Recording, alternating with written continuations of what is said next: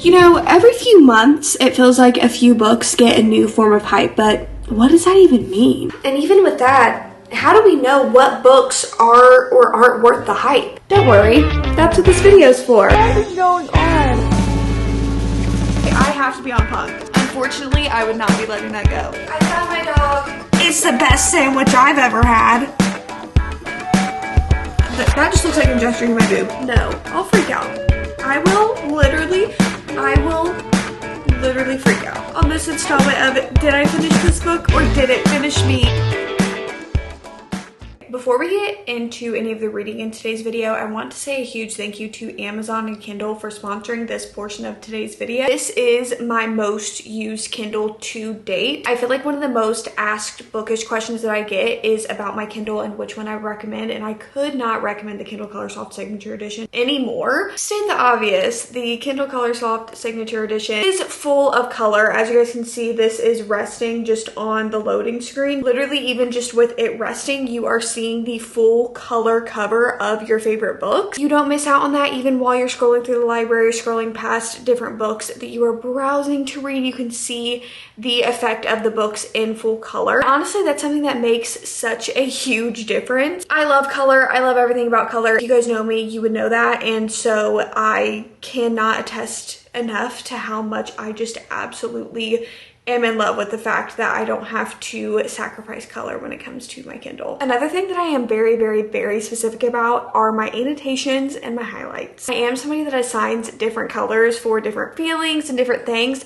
and especially when I am trying to go back and reference them in a reading vlog or in a wrap-up or a review, it's very important for me to be able to very quickly pull up which quotes brought out which feeling. And something that I love about the Kindle Colorsoft Signature Edition, multiple different colors that you can choose from to use for your annotations. There's blue, yellow, orange, and pink. I use all of my blue annotations for all of the very emotional moments that I want to come back to. Yellow is usually the happy moments, orange is important, and pink are really sweet, kind moments that I really want to come back to. Just as a reader, it's really nice to be able to differentiate those quotes within the color, be able to come back to them when I am talking about a book, whether that's on my YouTube channel or in person. It really elevates that reading experience, but also just in general, it is just so much fun to be able to highlight with color. It's little things like that that make readers happy, I'm telling you. Now, as you guys can see, I wear glasses,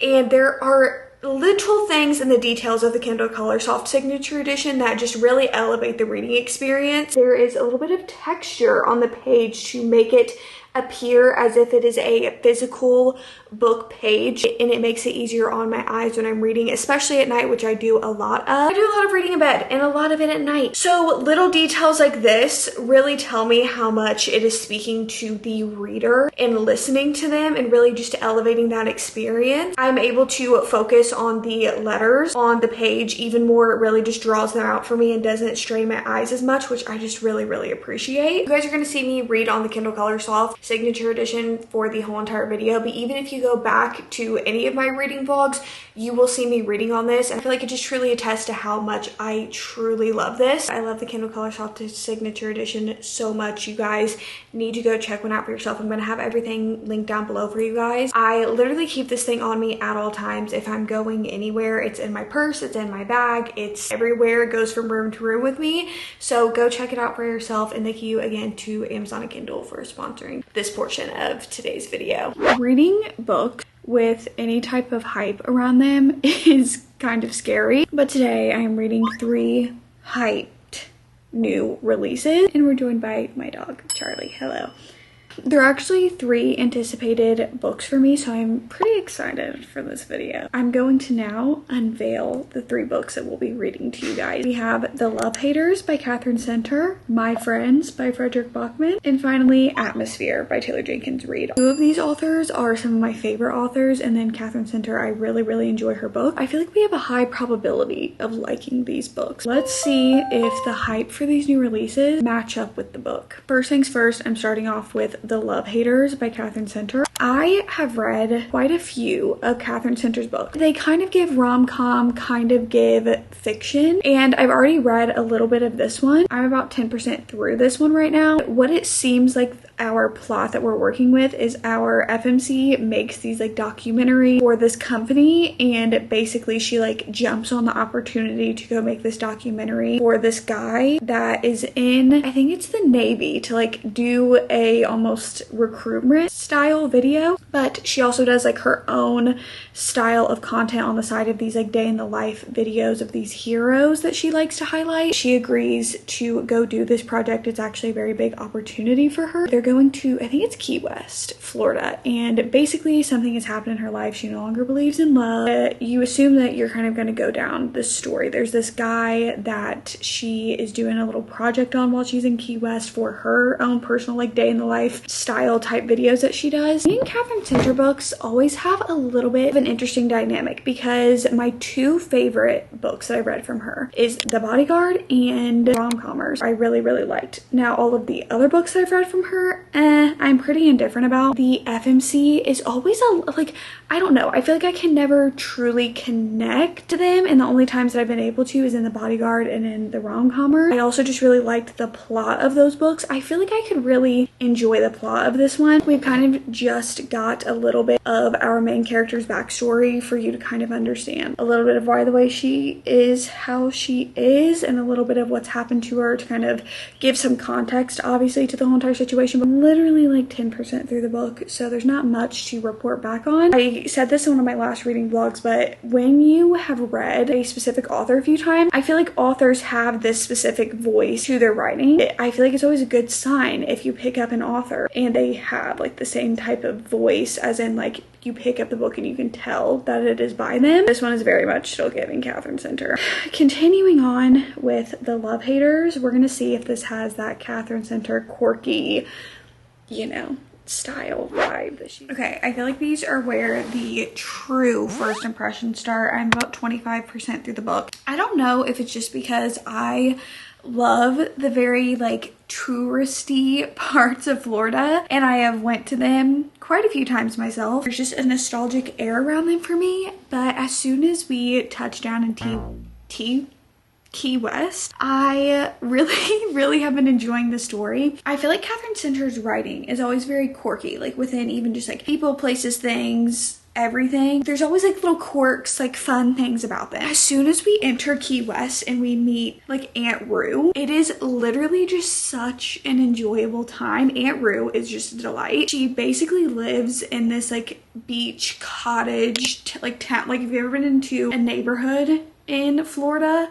where like all of the houses are just like bright and they're like little cottages, there's like little shops in them. It's very niche, but if you know, you know. I can just picture it so clearly in my head. She literally runs this like store, and just with the most vibrant pieces of clothing that you can imagine. And then the things that we start to get into, our main character, like immediately off the bat, like her travel experience is funny. The circumstances that just keep getting thrown at her, you just kind of gotta go like just the things that keep coming up. Needless to say, I am really enjoying it. I will say this, I feel like in Catherine Center's books, usually our female main character has something or multiple things that she is working through, or just like has something going on. In this book specifically, I want to kind of like bring attention to this because it can be triggering, especially because we're talking about it in like such heavy detail. There are talks of body image issues, eating disorder, and things kind of surrounding that. That is something that is triggering for me, so I thought that I would tell you. But it's talked about in a way, like I'm saying it's triggering just because like if you are somebody who like has similar struggles, thoughts, it can be a little triggering to just like hear or like see somebody else talk about it, because then I feel like it kind of like comes back on yourself, like you think about it. But I will say the way we are handling it in this book is where it feels realistic but also not extremely heavy. It's a good flow of kind of bringing awareness to it and kind of having a conversation within this book of like the way that society kind of just treats girls and women and like growing up, and how like one thing can really like mess with you for the rest of your life. And it's something our main character is kind of coming to terms with, but also she has like this thing going on with romance romantic feelings because of like something she's been through. So we're also working through that as well. And there are other things. Color, for example, is like something where she just basically wears like all black all the time, and there's like a specific reasoning for that. So we're also kind of working through that. The romantic element that's getting set up is also interesting. Like, it's crazy how like 10% to this book versus reading another 15. It just got like, we like turned the dial up for the enjoyment so much because I am really, really, really loving it. So just thought I would update. I forgot how outlandish, that's the only word I can think of right now, Catherine Center gets in her books sometimes. I'm like 60% into the book and I'm learning a piece of information. The build up, I was like, what's about to happen? Like, you learn what it was and I was like, this is so outlandishly, like, I feel like Catherine Center does this in all of her books where sometimes she pulls something out of thin air that I'm just like, girl, what is going on? Also, there was something that I was thinking about saying in an update, but I forgot. You know, something else about this book is that I feel like in the relationship aspect, like, I noticed this, that when we do get like actual dialogue of their conversation, I feel like it's so mundane. And the way that I can explain this is that I feel like the conversation that we actually see them have would be nothing to progress like a romantic relationship. It makes sense for the like professional plot of like why she is there. We see those conversations, but I feel like we don't see a lot of their conversations to like actually further a romantic feeling in a relationship. We're kind of doing what I call in my head a character recap, when the characters, we did this, and talked about this, and this. Main character, she's like, oh yeah, like on the car rides to, they carpool together, and she's like, on car rides we talk about like friends and favorite movies and music and all of these things. And I'm like, but why are we not seeing those conversations? Why are we just being told about them instead of getting the actual conversations? I just feel like the conversations that we see between the two of them, I don't feel any emotional connection to the romance literally at all. The book is enjoyable, but I don't fall for them as a couple because I feel like 60% into the book, more than halfway through, I just feel like there's not a whole lot that I have seen that I would be like, oh yeah, this relationship is progressing. I can see why they would like each other. I just feel like we're not being shown that. We're like being told, oh no, like they've had these moments, but we haven't seen any of them. Well, there was one a little bit before, but then we kind of did a weird thing after. Of course, because if you have any emotional progression within a romance, they've got to that really quick and act like that never happened. I'm sorry, I literally thought I was like just not reading things correctly 90% through this book right now. Like, what the hell is going on? The plot that we've decided to go with in this story is insufferable. It has been so frustrating just because truly, like, it doesn't even feel like great writing. Like, this kind of conflict that was introduced like 60-ish% into the book, two characters were interacting about this conflict. I was like, this just is not good. Altercations and the conversations that are happening are just not whatever. 80-ish% through the book, we go into this other storyline that somehow is like leading to this like self-realization, which kind of makes sense because also if I was in this situation, like, yeah, maybe I would also have like a, you know, thinky coming down from, you know, whatever moment. And now I am 91% into this book and I thought, okay, the build up to this moment is going to be insane, like insane. The situation that we're in is dire, and what our main character did is pretty freaking commendable. Like, everything that she's doing, she is like actually being pretty badass. Had to pick up the camera because I am actually in shock by how this is being dealt with right now. There's no way I have to be on punk. Where's the camera? Other than this one, where is the camera?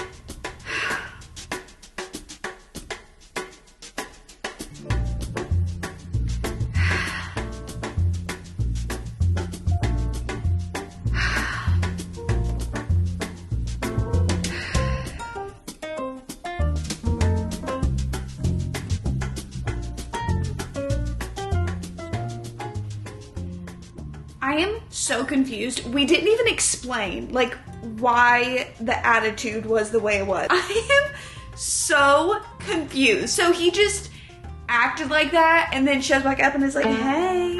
Oh What? What are you talking about? No, what are you doing? No, explain that. You're gonna have to explain. Unfortunately, I would not be letting that go. There would be 20% more of this book left instead of literally 7% because I would not let that slide. I also forgot randomly that sometimes like Catherine Center writes actual like celebrities into her story. I remember in The Bodyguard it was Tom Holland. Like she, like not like in a big way, but like in a little way, she like writes celebrities in. This one happens to be Jennifer Aniston.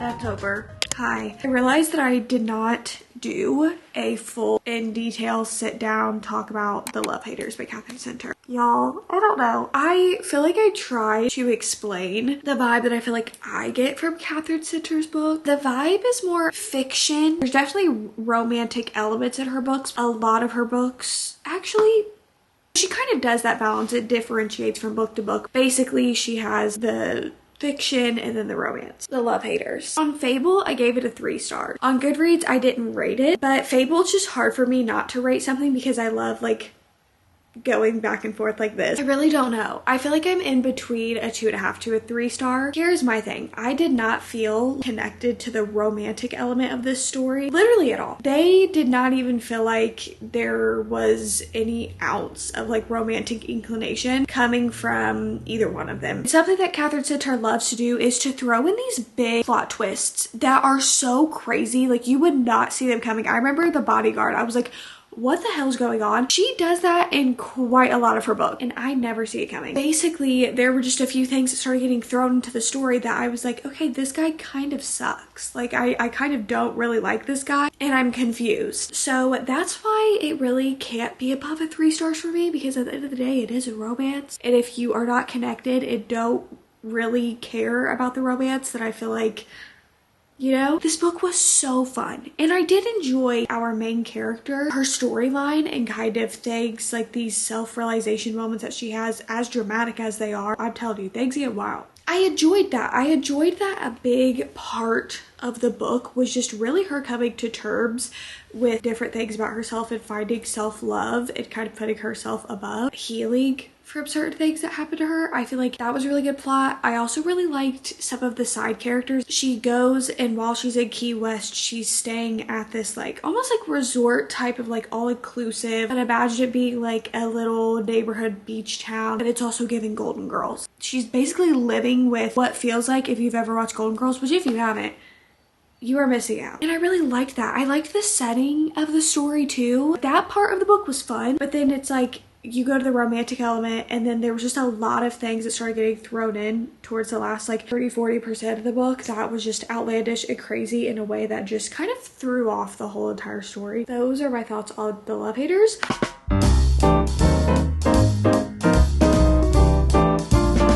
Hello everybody. Switched angles for this next book. The next book that I'm reading for today's video is My Friends by Fredrik Backman. I feel like Fredrik Backman books now have this newfound hype to them. Not saying that people weren't reading his books before. I feel like I have just seen like a very big spike in hype of like people talking about his books and reading his books. I don't know if that's because since I have discovered Fredrik Backman, I have now just become more susceptible to seeing people talk about it. Sometimes it's hard to like weed through the hype of books because it's like, okay, am I thinking that this book is hyped just because I am somebody that it takes content of this author because I like it, so therefore my algorithm is going to push me people talking about this author, or is it just hyped overall? So that's my dilemma with this book. I really don't know what this book is about. I mostly go into Fredrik Backman books, like every single one, blind. I think it's about a group of friends. It's something about a painting. Like yesterday I did start it. Oh, I'm 1% through.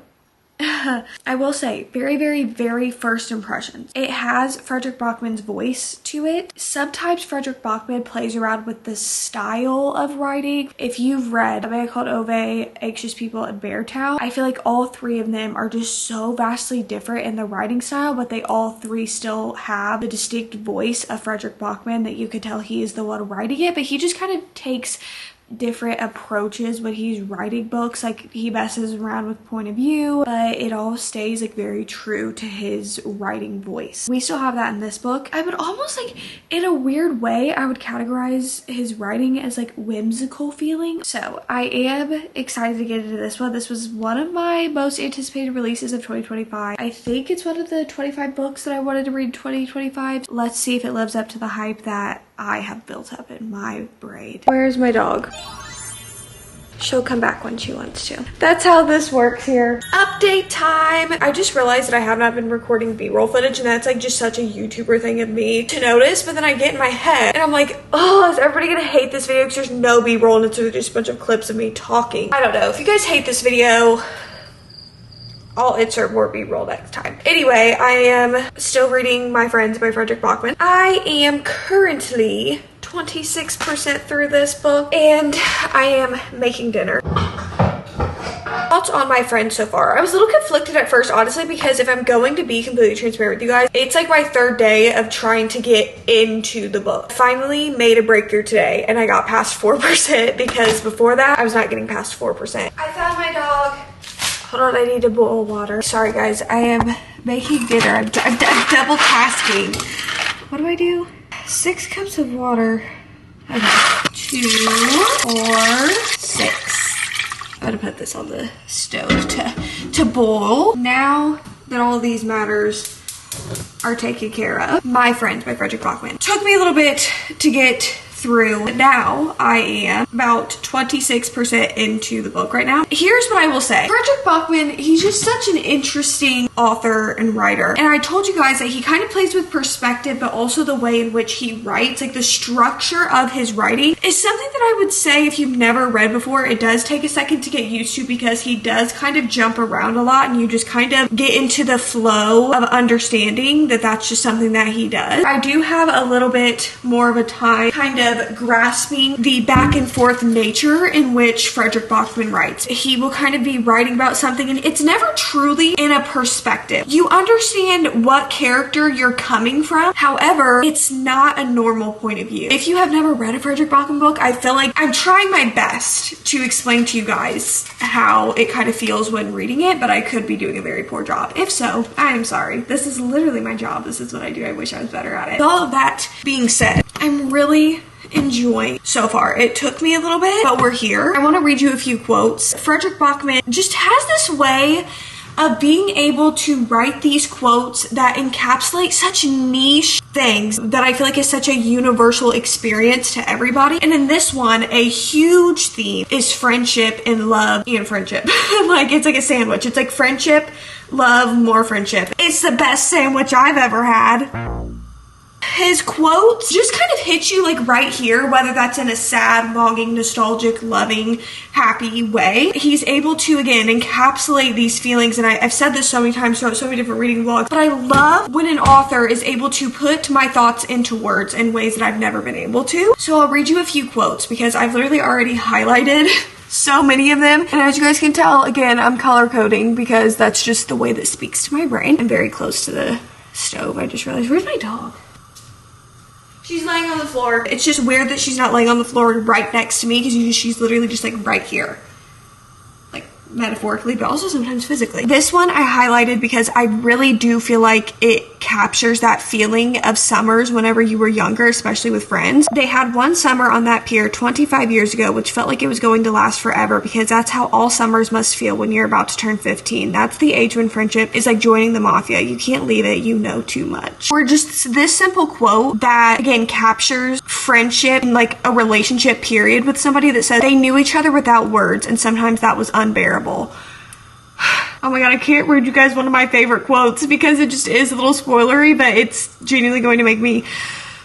There's a particular way of missing someone, the way you can only miss your best humans when you're 14 years old, when you go your separate ways outside your houses and your skin feels cold when they turn away. That hit me right in the childhood nostalgia bone. We never get that age back again. When every friend is a childhood friend, we measure all infatuations throughout our lives against that. So, needless to say, I'm really enjoying it. There are a lot of themes and things talked about in the book. Everything that it explores and kind of deals with in this book is just, every single Fredrik Backman book book that I've read, there is something that I take away from it. Like there is a message. Like I said, I feel like he just writes about universal experiences in such a charming and unique way, the way he's able to weave it into a story for you to enjoy, but also for you to kind of look onto with this sense of like, that just looks like I'm gesturing to my boob. This sense of understanding that no matter who you are or anything, I feel like you get, because it's just the universal human experience. I'm gonna continue cooking dinner and reading. I actually have oh, you guys can't see, but Stranger Things is on in the background. That's a useless piece of information, but if you guys have never watched me before, I do share a lot of useless information in the middle. It's like, again, a sandwich. Useless information, reading, everything else. That's kind of what you're getting with me. I'm gonna give you guys a little update because I'm halfway through my Friends right now. And I have to say, I feel like I forgot that Fredrik Backman does this, where he puts some like twists and turns in his videos. Can you tell that I'm tired? Can you tell that I went like 3 days with no sleep? He always has these like little twists in the story, like where you think you know either like where it's going or like what has happened. He always throws in some little twists and it's like, oh, I actually don't know what is going on. I will say though, I do feel like the pacing has slowed down a lot in this last like 20% that I've read. I'm still enjoying it, but I feel like, what I'm looking for? Like, I get it, like I get where we're going and I get the story. It just feels like it's slowed down a little bit, I guess. A little bit of a book update. I just realized that I am just getting updates when I am making food. Anyway, as of last night, I finished My Friends by Fredrik Backman. I feel like I knew in my heart that this one was a 4-star, but it's weird because when I compare it to the rest of my Fredrik Backman books, I don't feel like it had like as much of a like as the other ones did, which is kind of weird when I think about it, because it had all of the potential. Like the story had all of the potential to do that for me, but it just emotionally didn't. I don't know what it was. Like I was really into the story because I told you guys yesterday, it is like a tale of friendship. And something like that is right up my alley. I eat up stories about friendship, especially like childhood friends, kind of how those relationships develop as an adult, what that looks like. That is my bread and butter. Like I love stuff like that. And I loved this book, don't get me wrong. I don't know if it was like, usually the Fredrik Backman books, if you hear me talk about, because Beartown does this, and then also Anxious People, where you kind of are like flip-flopping your point of views, and it's like different in all of the books. Different characters get different point of views. And in this one, you kind of flip-flop. Like there's two main storyline point of views that you're kind of flopping between, but sometimes you get like another person's perspective. And Fredrik Backman pretty much does that in most of his books. I don't know if A Man Called Ove did that. I feel like that one was just kind of like a then and now is how he played with perspective in that one. All of that to be said, usually I say that I don't care like what point of view I was in. I think I specifically said this with Anxious People, where I was like, I didn't care what point of view I was in. I was interested no matter the point of view and like whose person's perspective we were in. With this one, I feel like I was heavily into one storyline, and then when we would like flop to the other person, I wasn't as interested. And I don't know why, I just didn't emotionally connect with this character. And it was weird because in all of the formulaic ways, this character was pretty much like the characters in the other storyline. Like they had all of the ingredients to be like them, but just something about their story being different than this other person's, I don't know, I just didn't connect. So when we would hop back into their storyline, I was just a little bit like, ugh, you know, like why? I also feel like another thing was the pacing for me. Like I was like, okay, all of a sudden, like we had a good stretch of time where like I was kind of surprised at how far into the story there's kind of like this thing that you like know happens, but you're trying to put the puzzle pieces together and you're like, okay, what happened? And you think you know what happened and you're like waiting to figure it out. And yeah, Fredrik Backman, he's not a very predictable person, you know, like he likes to pull out the stops, and I forget that every single time I read one of his books, that I'm like, oh wait, he does like to you know, catch you off guard a little bit just with the plot and emotionally. And that, yeah, me reading that last night, I was like, oh, I need to go to bed. the emotions that the last like 15% of the book put me through, I was like, oh, so you want to make it where I can't sleep. Actually, I got 8 minutes of deep sleep last night, so maybe that affected it. I don't know. Oh, I forgot where I originally was at on this tangent.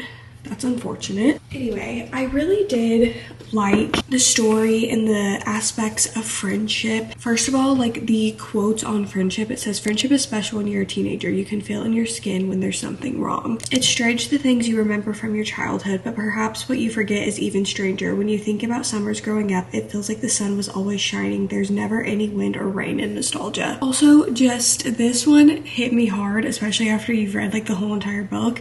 And it says, I wouldn't have swapped those idiots for 1,000 childhoods.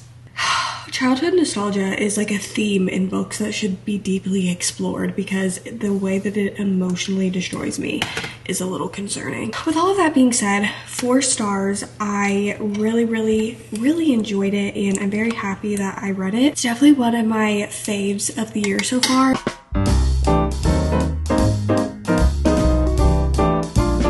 Hello. Oh. Someone's out of bed for the first time today. Hello, Charlie.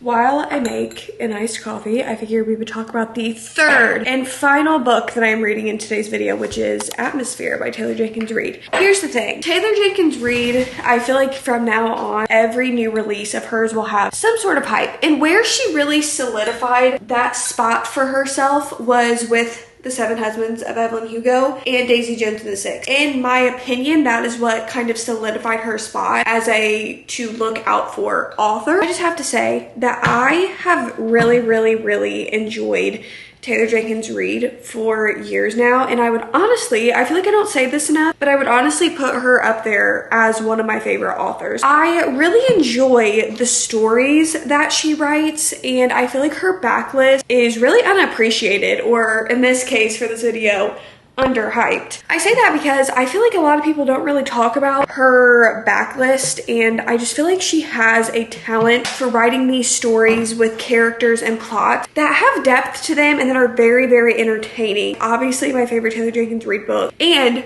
one of my favorite books of all time, is Daisy Jones and the Six. But I love Malibu Rising. Carrie Soto is back. I'm telling you guys, this is what you guys don't see. This is the angle that you guys don't see. Is Charlie is always right here.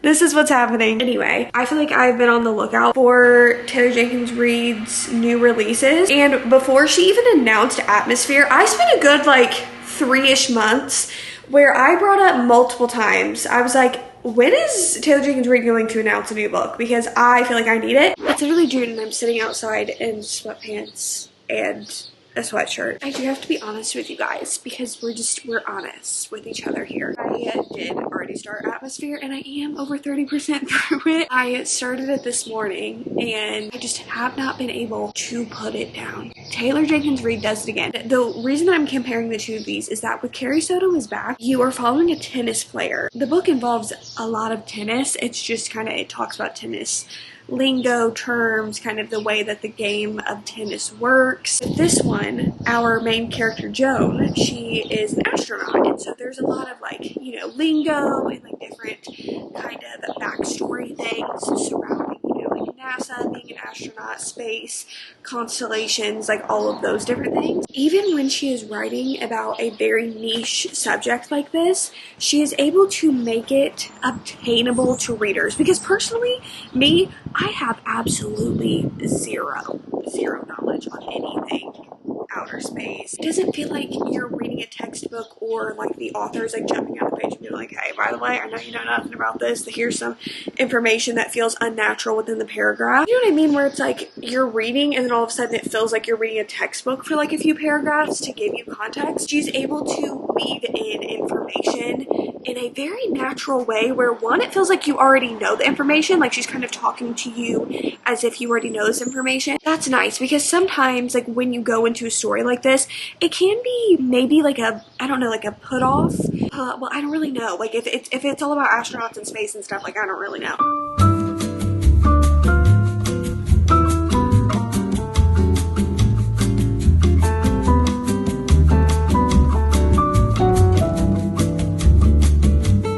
I'm at 98% into this book and I am about to lose it. Truly, I have to like throw off the blankets. I have to because I'm sweating. Oh my god. I'm gonna lose it. I'm gonna lose it. Oh.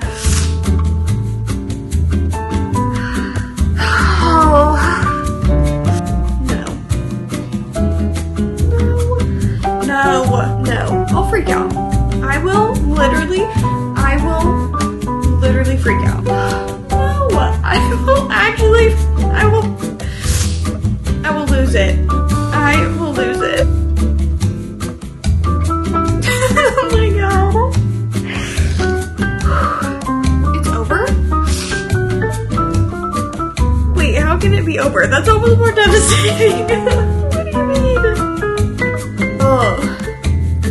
On this installment of Did I Finish This Book or Did It Finish Me? We have Atmosphere by Taylor Jenkins Reid. I need to do something. I don't know what I need to do, but it can't be sitting here and crying. I feel like my thoughts on this book are pretty clear. Hands down, without a doubt, my favorite book in this video and definitely one of my favorite reads of the year. Definitely one of the best anticipated releases. I decided on a 4.5 stars for this one. I loved every single thing about this book. Feel like there was truly not a stone like left unturned. And I feel like it shows so much. One, I told you guys it takes place within the time period of like 1979 to 1984, which is a very important time period also for women, especially in this specific workforce of being like working at NASA and being an astronaut. It's very important to Joan, our main character, how different moving puzzle pieces are in her life because she has her career going on, love life going on, and also like family things that she has going on. And like I already said, Joan is probably one of my favorite characters that Taylor Jenkins Reid has ever written. She's just a good person. Like everything she does is for the interest of others, and she's truly selfless and just loving and caring and compassionate and just like made of love, and is just also this super intelligent person. And she's just like, she is just this great person, and she adds so much to the story, but also her personality and how that reaches other people adds so much to the story as well. It was just, this story is heartwarming, emotional, inspiring. I don't know what other descriptive words that I need to use to convince you to read this book, but it is genuinely so good. The love story and the romance. You guys, let me see if I can find a quote that is not spoiler-ish. It's actually painful that I can't share any of these quotes because they're so good. I can't read any of them because they're just like, even out of context, they're spoilery, and I just know that they are so good. In this story, you have so many different layers. Love and friendship and the strength of that with other people, the strength of that in a romantic relationship and family relationships, and also like kind of almost like a mother-daughter dynamic that is going on. All of that thrown into the story at once is not overloaded. Like, it is crazy because you think, okay, it's a story about this woman, she's gonna be an astronaut, and that itself is so powerful, especially within the backdrop of the time period and everything. Also adding in all of the different ingredients for the story. Like if we were baking a cake, I don't even like cake, but metaphorically, if we were baking a cake, I would eat the whole thing. I would eat the whole thing. This book just had the recipe for everything, and it was so good. Like if you want an emotional, powerful story, 100% pick this up. And also all of the things that they were discussing within like the space and the atmosphere, I did not mean to do that, by the way. That also like if you're paying attention, like them talking about stars and constellations and like different things, I feel like it's all just like interwoven metaphorically within the story, and you really have to look for it. I feel like it's just very well written as well. Like I said, I feel like throughout the story you can tell that Taylor Jenkins Reid is truly thinking of like everything and how everything's gonna fall together at the end, and the end is just like rip your heart out on the edge of your seat, as you guys saw. And I could not recommend this enough. Please go pick up Atmosphere because it is so good.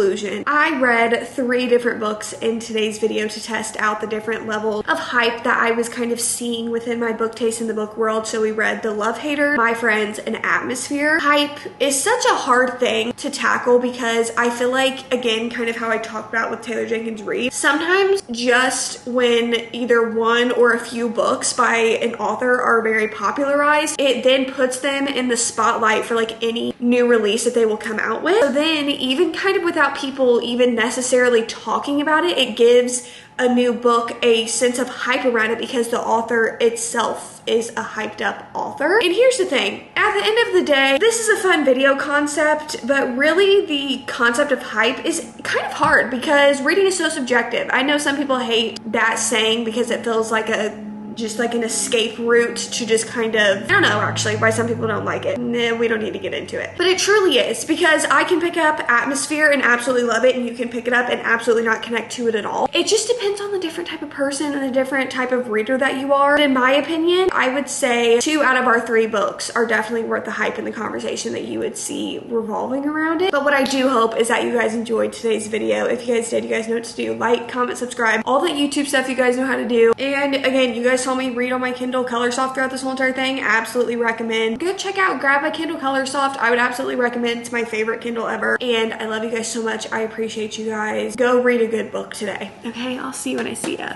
Peace.